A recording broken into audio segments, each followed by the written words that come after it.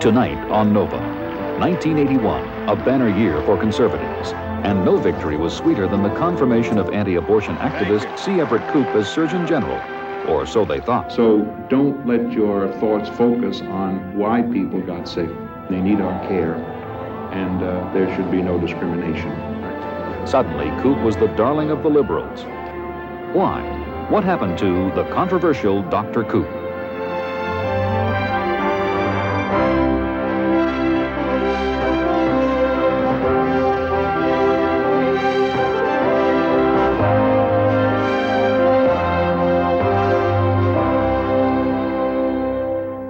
Funding for NOVA is provided by Lockheed, a bold new force in systems engineering, management, and technology services for defense, space, and industry. And the Johnson & Johnson family of companies, supplying healthcare products worldwide. Major funding for NOVA is provided by the financial support of viewers like you.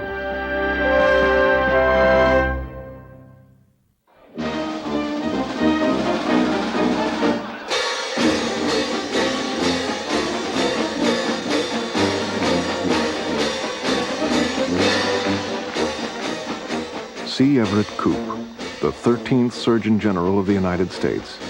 For 8 years, the nation's ambassador for public health. Good.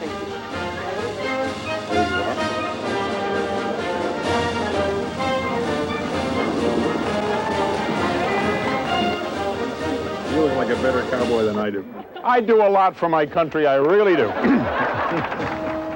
During his tenure, Koop transformed what had largely been a ceremonial post into one of the most visible and controversial jobs in the country. You're a nice guy. I'm so thrilled to just catch a glimpse of you. Thank you. But for this conservative doctor from Philadelphia, his years with the Reagan administration were a balancing act. He walked a tightrope between his private values and his public and political responsibilities. In 1981, Ronald Reagan came into office having promised to wage an all-out war against legalized abortion. For his Surgeon General, he chose Koop, a strident anti-abortionist. But almost immediately, Koop found himself on the defensive. Well, I don't intend to change my stand, but I'd remind you that it conforms to the Republican platform and to the President's stand and to Secretary Schweiker's stand. But I did resign from all my positions in the pro-life organizations yesterday. I'm a law-abiding citizen. I'll do what's expected of me. Advocates of legalized abortion were not reassured, and opposition grew in Congress. He's a frightening individual. I don't find the man the kind of person I'd like to see in a position of high authority in this country. Not just an opponent of abortion, Koop was an activist in the movement. In 1979, he toured the country with a series of films called Whatever Happened to the Human Race.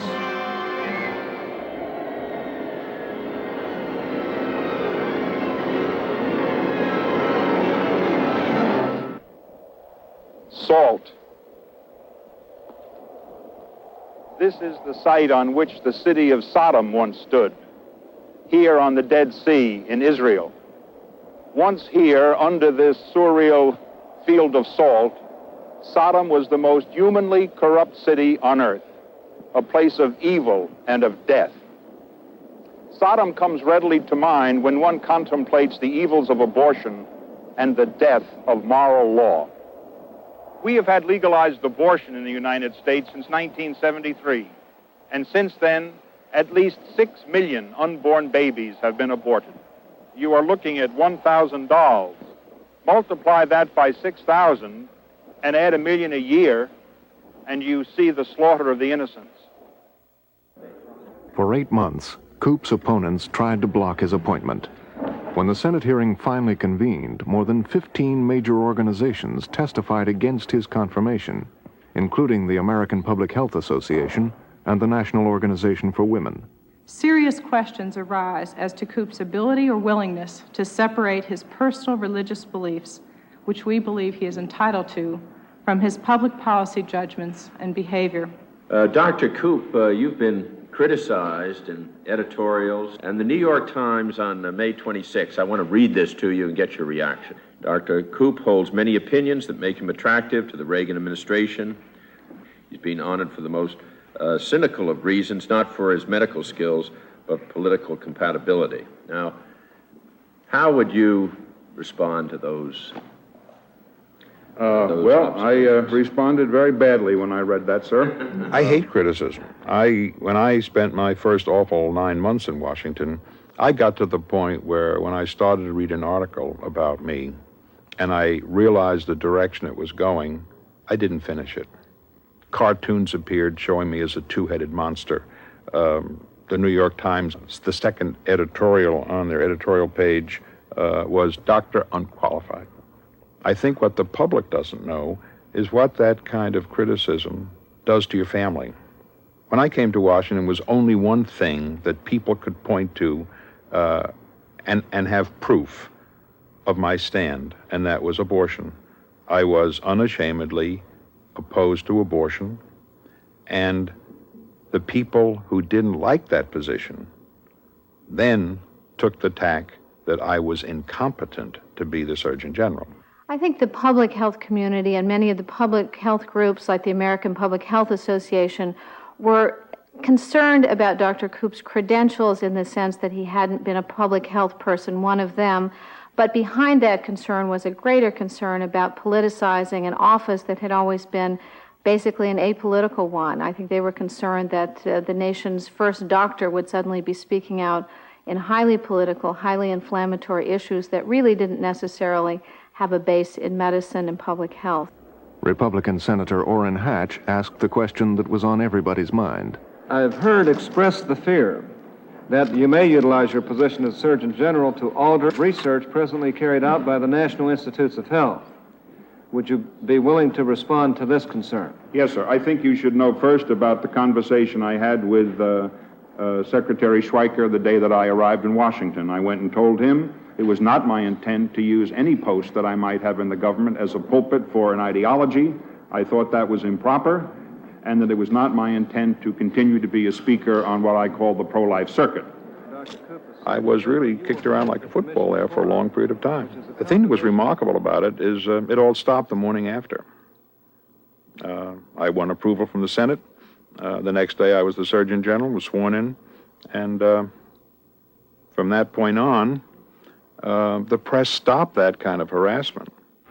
Before he came to Washington, Koop had been Surgeon-in-Chief at Children's Hospital in Philadelphia for 33 years. Carol, how are you, huh? Whenever he gets the chance to visit, his first stop is the nurses' station. Nice to see you. You look wonderful. Thank you. Everybody says the same thing. So nice. Conversation predictably turns to familiar operating room banter. Hernias. It's 17 minutes or 11. 14. 14. 12. Oh, now it's 12. It used to be 7. There's so many people that remember that. 6 and 6. I remember. Undescended testicle, 17. 17. 8, 1 foot. No, one side, 17. 17. Koop was one of a handful of doctors who pioneered the field of pediatric surgery just after World War II. Back in 1946, when I entered the field of pediatric surgery, kids never got a fair shake in an adult world if they had a surgical problem. Their mortality was unbelievable. No one knew how to give them anesthesia. They could put them to sleep, or they couldn't wake them up. It was a terrible time. In 1974, he made world news for successfully separating Siamese twins. Over the years, he built a reputation for taking on infants with severe handicaps, whom other doctors deemed inoperable. I spent my life turning newborn babies who were handicapped into good citizens who were innovative and creative and are doing very well out in the real world. Now, the reason I got into the pro-life movement was when some pediatricians began to refer to newborn babies who were handicapped as a fetus ex utero. Now remember what that means. The Supreme Court had said a fetus is not a person. It disenfranchised the unborn right up until the minute of birth.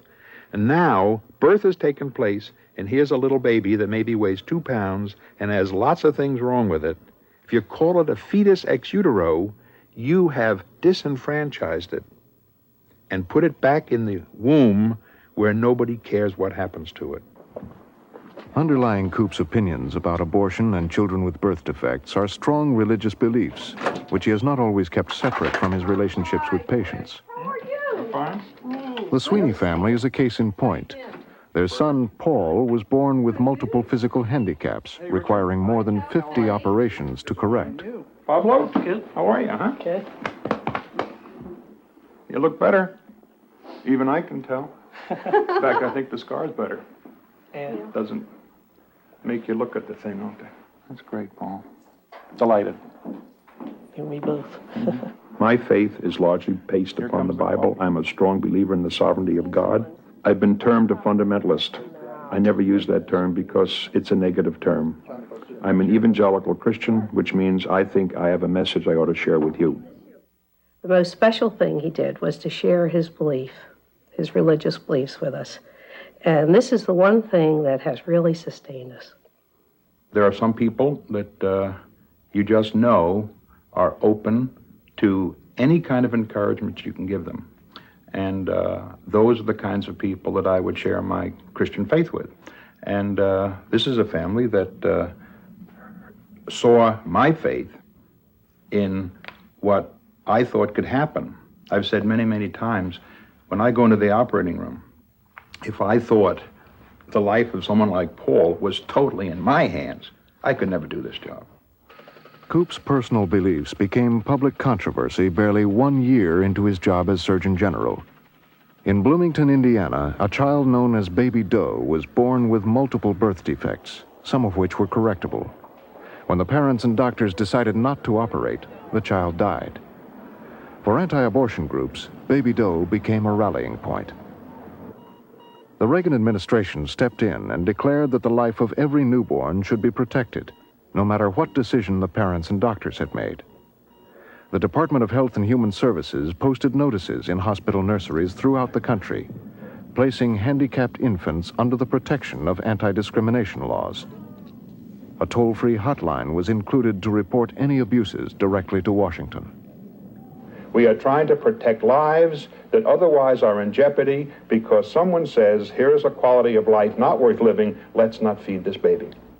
But the medical community felt the rules were a dangerous intrusion. The problem here is that it's a broad, sweeping stroke which is being said by the government. They wish to protect all infants. Well, there are infants who have inexorable pain and suffering. There are infants who have non-correctable problems. The Surgeon General, Dr. Koop, clearly has an interest in being involved in all such cases. And many of us feel that that's inappropriate. Regulations were written on 2 separate occasions that I had absolutely nothing to do about. But who took the guff? From the pediatricians, from the American Medical Association, from civil libertarians.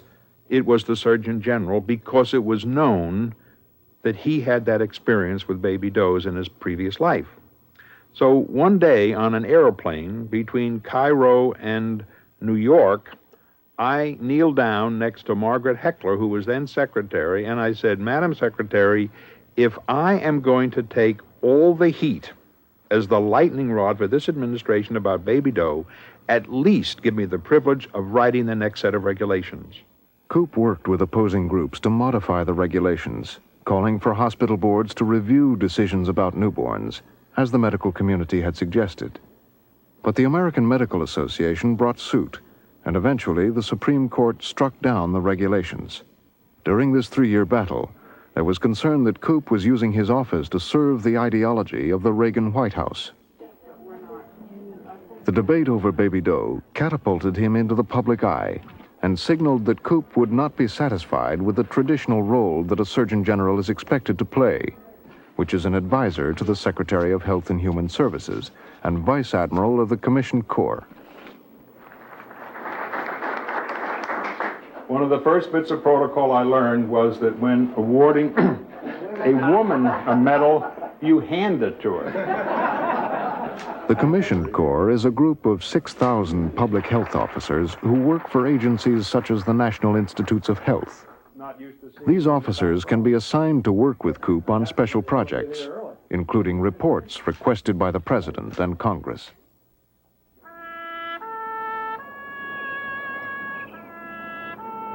Before Koop took office, the most prominent Surgeon General was Dr. Luther Terry, who in 1964 issued the first Surgeon General's report linking cancer and cigarettes. Since then, Congress has required the Surgeon General to provide updates on the hazards of smoking. Ladies and gentlemen, we are here today to honor Luther Terry. In these days of smoking reports that roll out every year, I think we failed to remember what a milestone event it was when he had the courage to face the public and say the things that had to be said. Smoking was on the desk of the Surgeon General when he arrived in Washington. It will be on my desk when I leave for the next Surgeon General. It will always be there as long as people smoke, because it is still the greatest killer, the greatest producer of premature deaths in our country. So I took it on as my job, and I was a physician who knew that smoking was dangerous to one's health. But when I got into it, I think the thing that impelled me to have what you call a passion about it was when I saw the sleaze with which the tobacco industry foisted these products upon unsuspecting people by unfair advertising, by not sticking to their own ethical codes, by marketing a drug that is more addictive than anything else we have in our society to unsuspecting kids. And I think that my zeal probably prompted by the opposition. His zeal led him to make some of the strongest statements against smoking ever presented by a Surgeon General. The number of people that die in this country every day from smoking is the same as if 2 jumbo jets crashed and not a single person walked away alive. Koop went beyond just reporting the dangers of smoking. He launched a crusade. He campaigned for a smoke-free society, which called for a ban on smoking in public places by the year 2000. And he supported a ban on advertising of tobacco products, a $2.5 billion a year industry. Koop was an aggressive campaigner, willing to take on both the tobacco and advertising industries. Even though he was not a major policy maker, even though he wasn't spending zillions of dollars in the fight against smoking, his own personal crusade, his moral suasion, as he puts it, was very effective as a tool in the anti-smoking crusade. And I think that the administration was perhaps taken aback by it, but there is very little they could do to curb Koop. Congress was in the position of hearing contradictory testimony from administration officials. If we could look forward to a smoke-free generation, we've got to do it by removing this advertising temptation from young people. And I think, sir, if we don't do that, we never will achieve a smoke-free society. But his testimony was in direct conflict with Reagan's policy on deregulation. I think the administration is of the belief that we would much prefer to come down on the side of a free and open society and trust American people to make the correct decision. Dr. Koop was perceived as doing, I think, what a Surgeon General should do. What he was not perceived as was an individual who had the final say on what administration policy would be in this area. The White House was willing to let Koop voice his opinions, but less willing to take his recommendations on policy.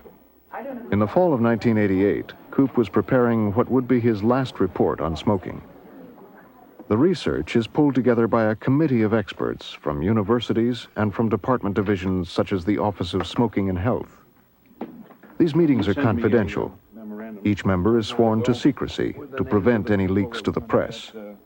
Today, they are briefing him for the upcoming press conference where the final report will be released. And we thought we would emphasize the fact that the lung cancer risk has increased in particular. So we were suggesting adding a sentence like this.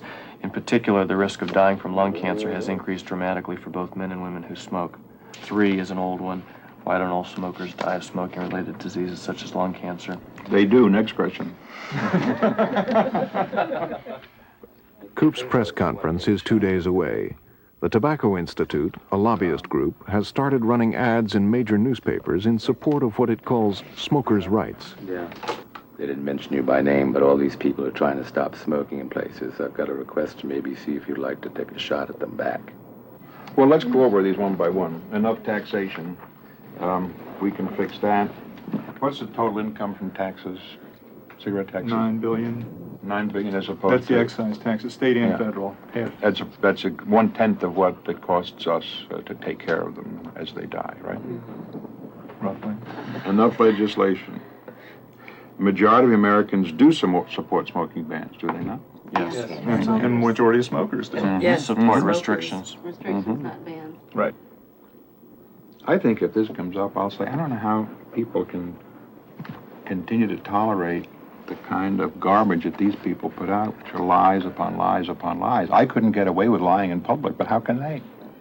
If there's something to be done, I'm either going to do it to the best of my ability and make it successful, or I'm not going to do it at all. I hate to lose. And I don't mean that I'm a poor loser in a sporting event, but I hate to undertake a project that I think is necessary to do and then find that I can't accomplish it. Am I a zealot? Probably about tobacco I am. That's a very impressive chart to me. Look at the steadiness of the non-smoker. It just doesn't vary at all. Look at that. Koop's press conference on smoking gets worldwide attention. With only an hour to go, he's still making last-minute changes. You ever get a bound speech in the wrong order?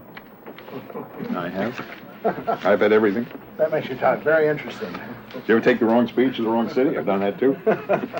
I don't feel as well prepared. I got to bed at 12:30 and up at 4. I'm a little fuzzy. In case you're beginning to shed any tears for the tobacco industry, I don't think you have to. They are so diversified that I defy you to live in this town for 2 weeks and not patronize either R.J. Reynolds or Philip Morris. They own practically everything that you and I don't own. But the other thing that I think is very important, that everything that happens here that cuts down the per capita consumption of cigarettes is made up for by the exportation of American cigarettes to developing nations. And I'll close with saying that I think that is one of the most reprehensible things that we do, is to export disease, disability, and death to countries that eventually will not be able to foot the bill. Thank you very much. His criticism of the tobacco industry demonstrated for the first time that Koop would not always side with political conservatives. People label other people with their labels, and then they expect them to behave the way they would in a similar situation. And nobody really had any right to have that expectation for me. Fantastic job. Listen, you look great. When I came to Washington, I was over 65 years of age. I had nothing to prove to myself, and I didn't come to Washington jumping up and down to find a six-figure job for myself. And I've been put by the Reagan administration in a number of very tight spots where I walk a tightrope. Somebody asked me what I was going to do when I left government. I said, I'm going to join a circus, because the thing I've done most is walk tightropes. And when I say walking a tightrope, I don't mean walking a tightrope to please people. I mean walking a tightrope of honesty when you're being pushed off the ladder, not to be quite so honest and make it come out the right way. And I'm not going to do that. The AIDS issue tested that resolve. By 1983, AIDS was beginning to devastate the gay men's community. As fears about the disease broadened, the White House remained silent. The need for more research funding and education about AIDS became acute, but Koop felt he was under orders not to speak out. From the summer of 1981, when we first knew about AIDS, until January of 1985, I felt considerably frustrated, because I felt if ever there was a subject that the Surgeon General should be discussing, it was AIDS. After all, his mandate from Congress is to warn the people about what they can do to promote good health and what they can do to prevent disease. But I was told that was not my bailiwick for the moment. It wasn't until 1986 that Reagan asked the Surgeon General to become involved. We're going to continue to By then, the disease had spread far beyond the gay community, and experts warned that more than 1 million people could be infected. I'm asking the Surgeon General to prepare a major report to the American people on AIDS. If White House advisors thought the conservative Surgeon General would deliver a moral message on sexual behavior, they were disappointed when the report was released 8 months later. It is time to put self-defeating attitudes aside and recognize that we are fighting a disease and not people. I want to emphasize 2 points. First, the risk of infection increases with increased numbers of sexual partners, male or female. Couples who engage in freewheeling casual sex these days are playing a dangerous game. The best protection against infection right now, barring abstinence, is the use of a condom. A condom should be used during sexual relations from start to finish with anyone whom you know or suspect is infected. AIDS education must start at the lowest grade possible as part of any health or hygiene program, and there is no doubt that we need sex education in schools and that it include information on sexual practices that may put our children at risk for AIDS. I think people at the White House generally expected that Dr. Koop would explain how the disease was transmitted, give some common sense suggestions about how it could be avoided. I also think, however, that there was a feeling at the White House, and certainly by the president who said this over and over again, that in the case of AIDS, morality and science happen to be in agreement, that the best ways to avoid AIDS also happen to be the best moral conduct that we could recommend to the American people. The president made it clear what his emphasis would be. Abstinence has been lacking in much of the education. Secretary of Education William Bennett became one of Koop's most vocal critics. Isn't it about time we started making the case to children at an early age and throughout their teenage years, the case for abstinence, the case for restraint, the case for self-control? I caused a firestorm because I refused to politicize the public health issue of AIDS. I refused to bash homosexuals because they provided 65% of our patients. And I said that if you have to understand AIDS, and you must, you can't do it as a young person unless you understand your own sexuality. Many conservatives, including some of Koop's early supporters like Phyllis Schlafly, the anti-abortion activist, demanded a retraction. We feel that as the chief public health official, he should retract or recede from his unfortunate remarks about sex education. We feel a bit betrayed here because in his additional information section of his book, he doesn't turn to the conservatives and the conservative approach to this subject, but he turns to nearly every homosexual or pro-homosexual organization in the country for additional information. I prefer that public schools just stay out of the business of sex education altogether. I would prefer that public schools teach children to abstain from sexual activity until they get married. But it doesn't take very long to say that. I mean, how long does it take to say that? Just tell them to keep your hands out of what's inside your swimming suit. That takes care of both girls and boys. What we're focusing in on here is that some people are trying to use panic about AIDS to force a teaching in the public school classroom of the acceptability of the promiscuous or homosexual lifestyles with the use of condoms. And our position is that is unacceptable. I have always said that the one thing that you can be absolutely certain about is that abstinence from sexual relationships will prevent sexually transmitted diseases. It is not a viable option for most people, but most people do exist on an alternative, which is mutually faithful monogamy. And that's sort of the American system. That's American life. Now, there are people who will not listen to either one of those messages for many reasons which we don't have to go into. But they are still my constituents as the Surgeon General. So I have to say, if you will not be abstinent, if you will not be monogamous, and you will persist in a lifestyle that is dangerous to you and to other people, I have to now tell you that you got to protect yourself and others. And then, to the great dismay of some people in this country, I had to use the C word and say that the condom was the only thing we had to offer. I think that's responsible public health. By 1987, the country was deeply divided over AIDS. Koop was criticized for his refusal to condemn homosexuality. Here's Dr. Koop, fronting for the homosexual lobby.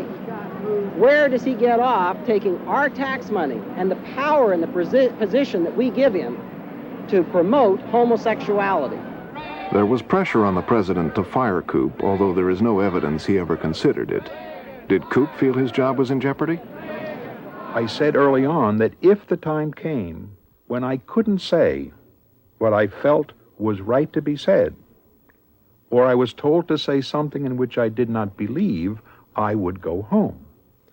Now, having said that, and having suddenly gotten into the middle of AIDS, I put a lot of people in a tenuous position.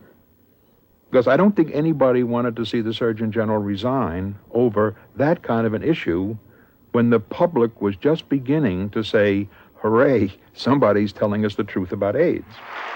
The public health community, which had opposed Koop's appointment, had found a hero. You're embarrassing me. I was turning down 15 invitations a day to speak on AIDS in various parts of the country.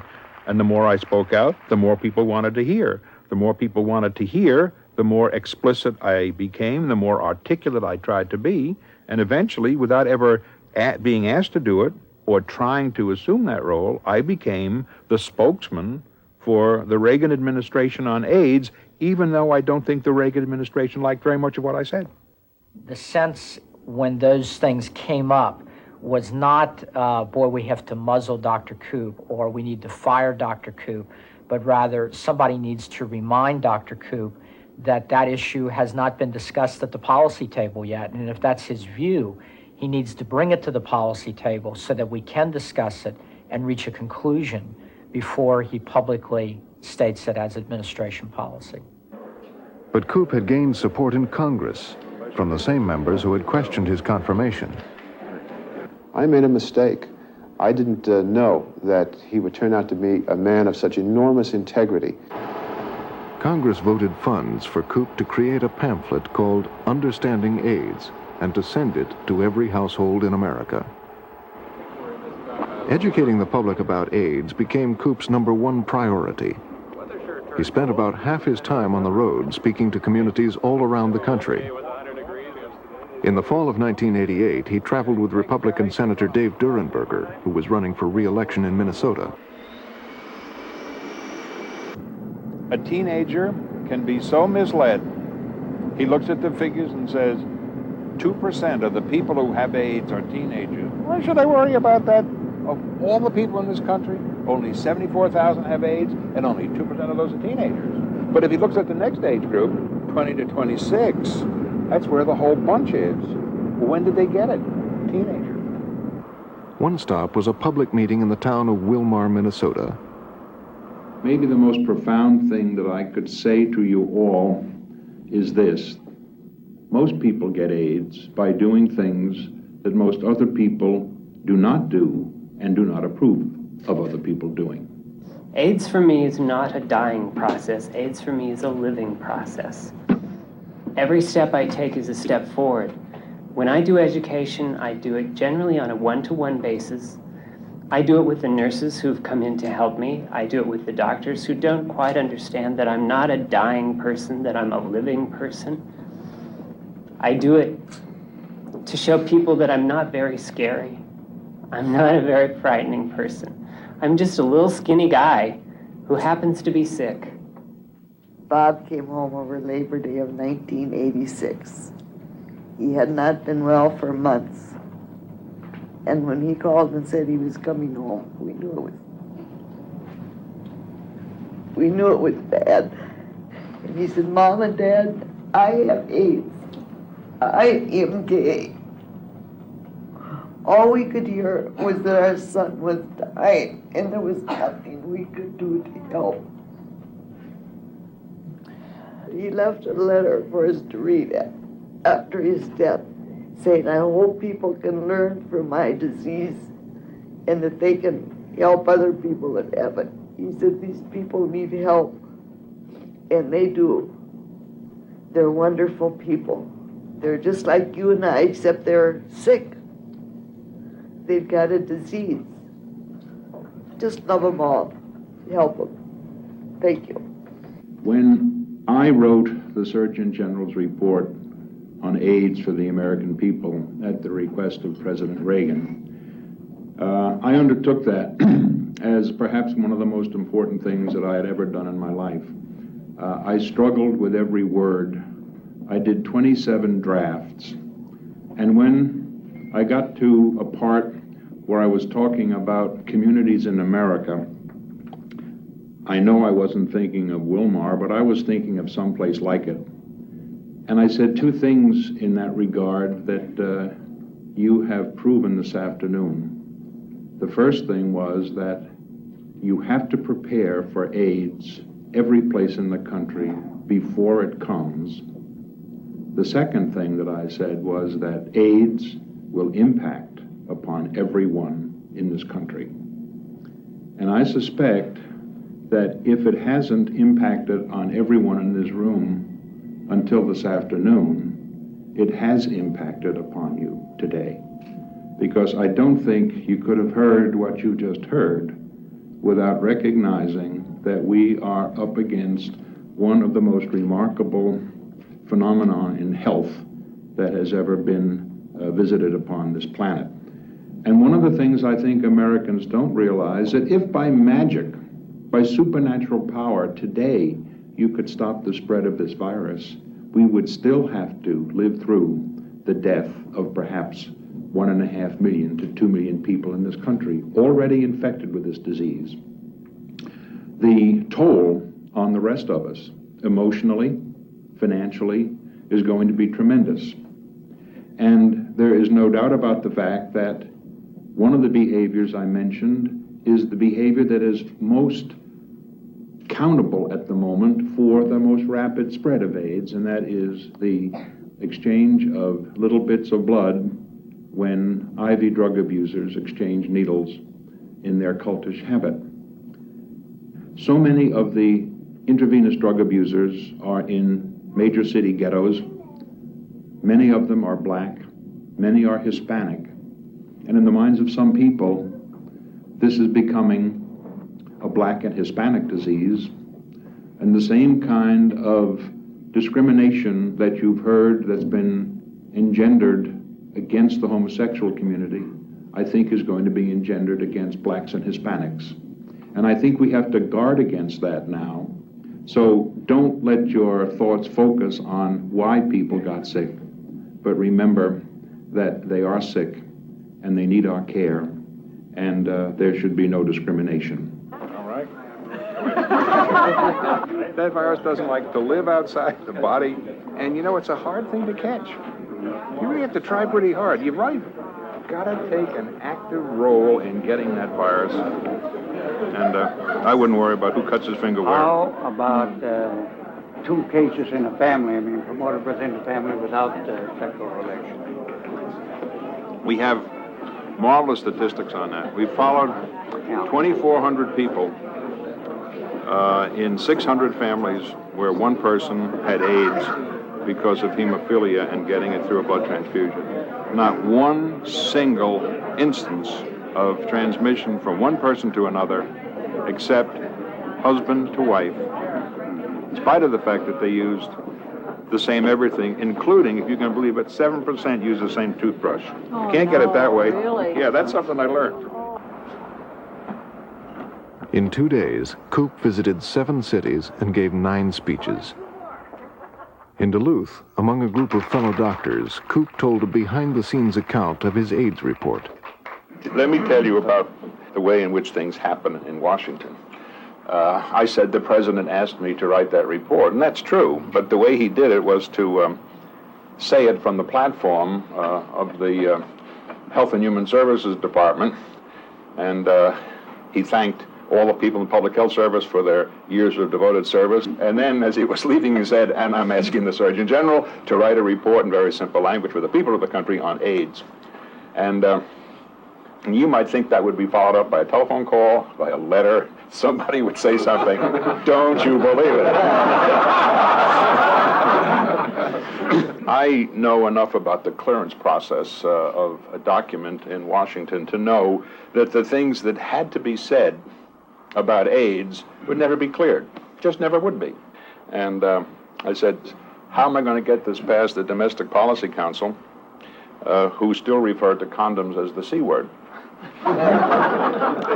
So what I did was to have the first 1,000 copies of the 17 million that we did printed on the most expensive glossy stock that I could get. And the cover was royal blue and had a beautiful silver seal of the Public Health Service. And my thought was, if the cabinet sees that, they'll think it's so expensive to change one word, they won't touch it. And sure enough, that's what they did. The other thing was that I had the brass to tell the cabinet that I considered that room to be so full of leaks that I was numbering the copies. He was going to collect them all when I left, which I also did. And I guess it all happened so fast, and they were so unused to that kind of brash behavior by a political upstart that they approved that on that afternoon I had a press conference the next morning, and the fat was in the fire, and it's been burning there ever since. Delighted to be here. Nice to meet you all. I don't feel that I've changed at all. And I feel that if you had gone to somebody 10 years ago and said, there's going to be this big epidemic of AIDS, we happen to know about it, how is Dr. Koop going to react to this, this, and that? People who know me could have told you, because I've reacted the way I would have reacted. I have not changed anything. And I can't let certain prejudices or beliefs get in the way of my obligations as a health officer. Now, there are a lot of people who say I've changed, who thought that I should let my personal beliefs upset the health plans of the country. And I don't think that's right. So I haven't changed. Changed or not, the way Koop handled the AIDS issue brought him recognition and dozens of awards from community groups and professional organizations, including the National Foundation for Infectious Diseases.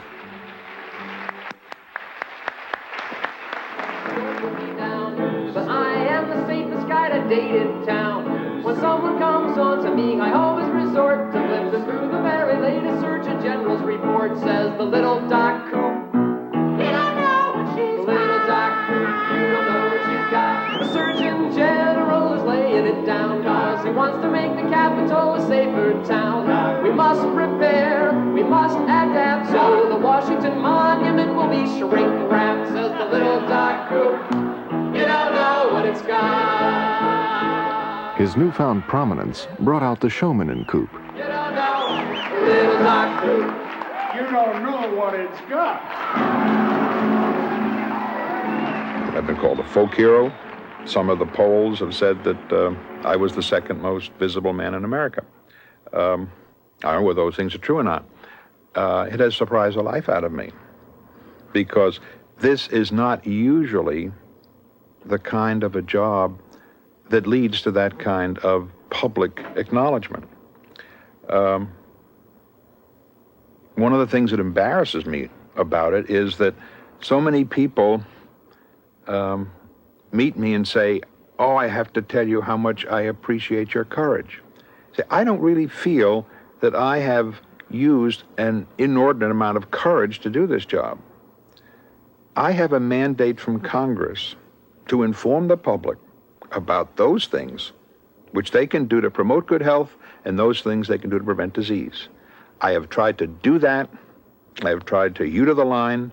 I have done it intensely, forcibly, but I've tried to do it honestly and with integrity.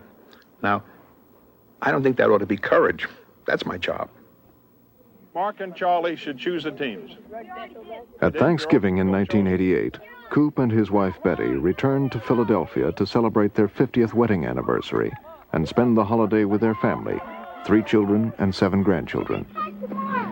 6-yard wall. It was a good time for Koop.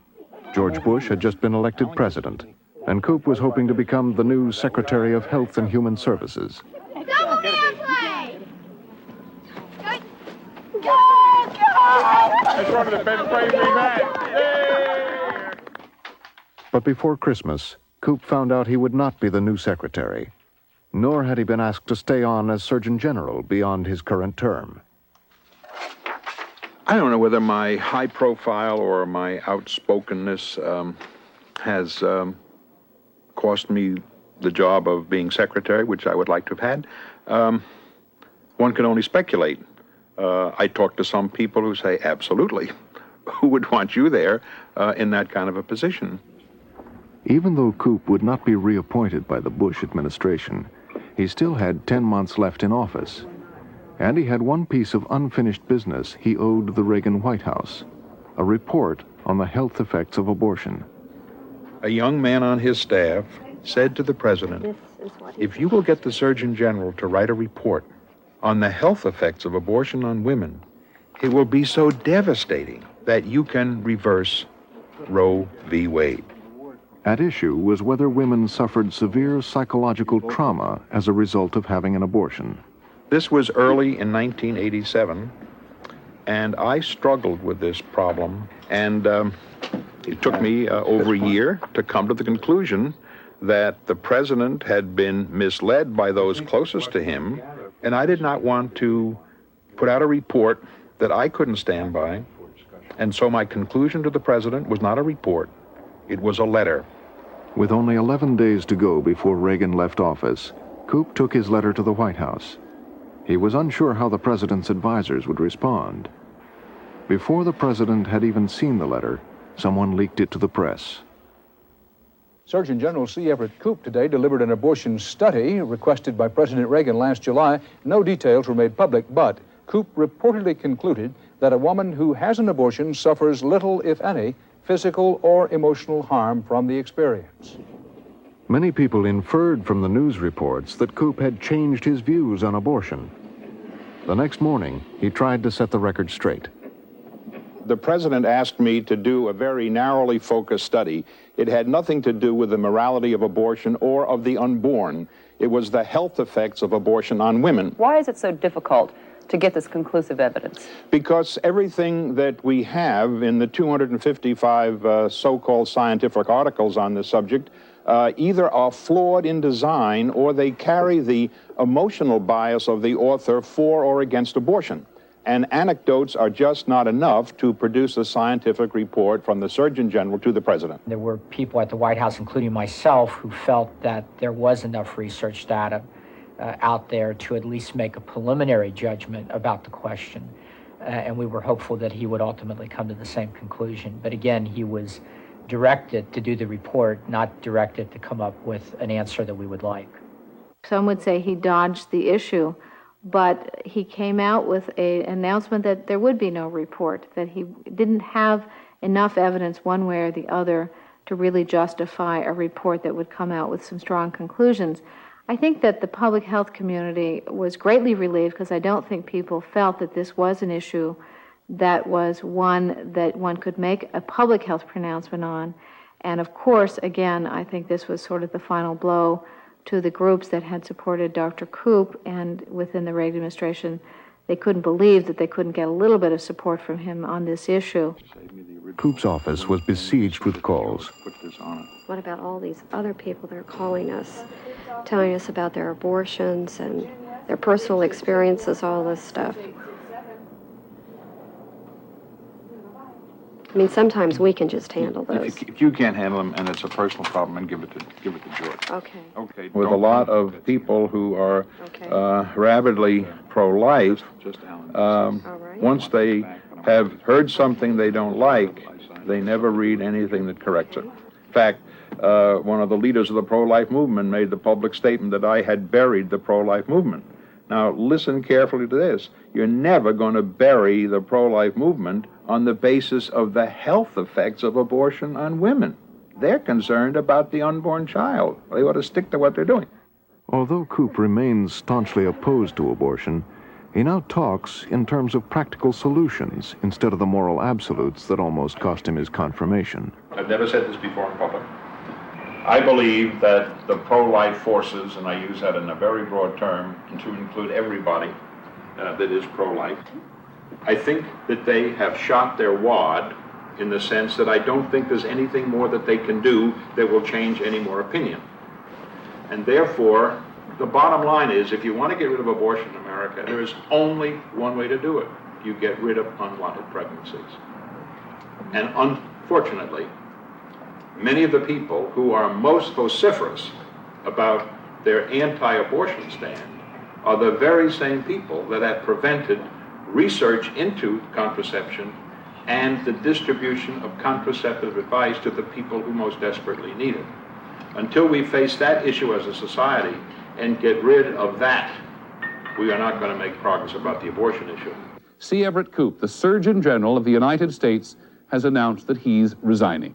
And so, C. Everett Koop has left his mark on America's public health service. On May 4th, Koop submitted his resignation to be effective October 1st and promptly left for Geneva for his last meeting at the World Health Organization.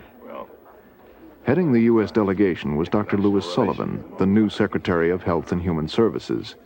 Sullivan had accepted Koop's resignation just days before, and it was obvious that Koop was upset.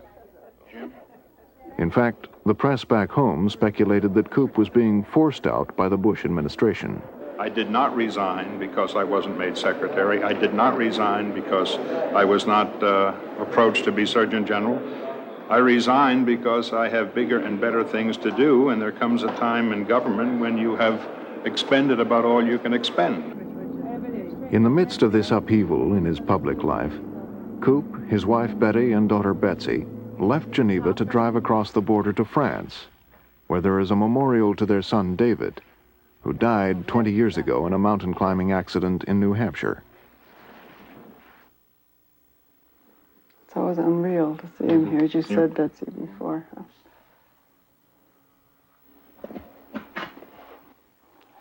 Here. I cleaned it the last time I was here. It's so dirty. I came here the first time alone, and I came up this mountain, and it was snow, and it was bitterly cold, and I went in and looked at that picture of David right here, the place he loved most, and it was absolutely bone-crushing. It was just terrible. It's gone a long time now. That was 1968 that he died, and what was an open wound becomes kind of a healed scar, but this is a special place to see his picture again. I think the people who don't heal from the death of a child or someone close is because they dwell on the, as we call it, the what-ifs and the if-onlys. And you can't do that. You have to put those behind you, because you could just spend the rest of your life with those, and you can't do that. Disappointments come and go in the political arena. I certainly came to Washington as a politically naive individual. Some people think that I have learned politics very quickly. As I look back on my own accomplishments, I think what I have learned politically is a sense of timing. What I have not learned is to be political about the health of America.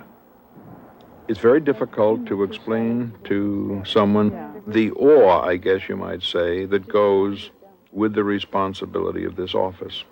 You can never divorce yourself from your religious beliefs, from your ethical or moral beliefs, but when you are in the position of being, let's say, what most people consider to be the primary health officer of a country of 240 million people, and they are all your charges, whether you like the way they behave, whether you like their politics, whether you like what they do with their lives or not, you have to have an understanding that when you speak, you not only speak for their benefit, but you are preserving forever, if you can, the integrity of the office you hold. Sorry to see you go. Well, I'm sorry to go. But, a hard act to follow. At his official farewell, Koop made it known that while he might be leaving office, he intends to remain in the public eye. Writing, speaking, a lot of television stuff. Thank you very much for all your time with us. It's been a marvelous time for me. I do have a contract to write my memoirs, and that is underway. But then there are the literally hundreds of people and institutions who have approached me to join with them, be on a board, advertise their product, appear on television for huge sums of money. But I have turned those all down because the one thing that I leave office with is credibility. And when you sell it, you've lost it. When you rent it, you've lost it. I'm trying to find a way to lease it and get it back. I'm just changing jobs. I'm not retired. It'll take a while, but I'll be there.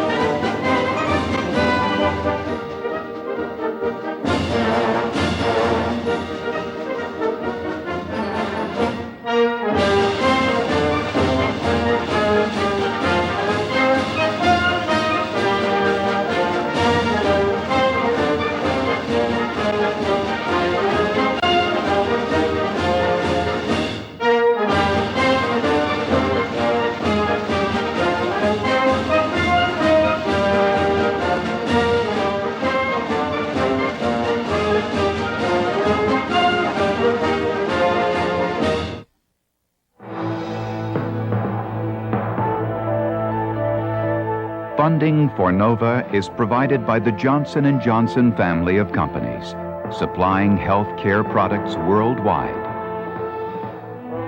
And Lockheed, a bold new force in systems engineering, management, and technology services for defense, space, and industry.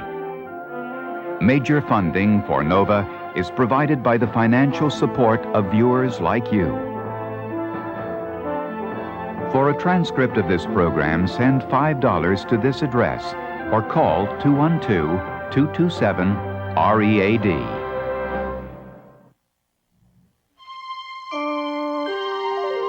This is PBS.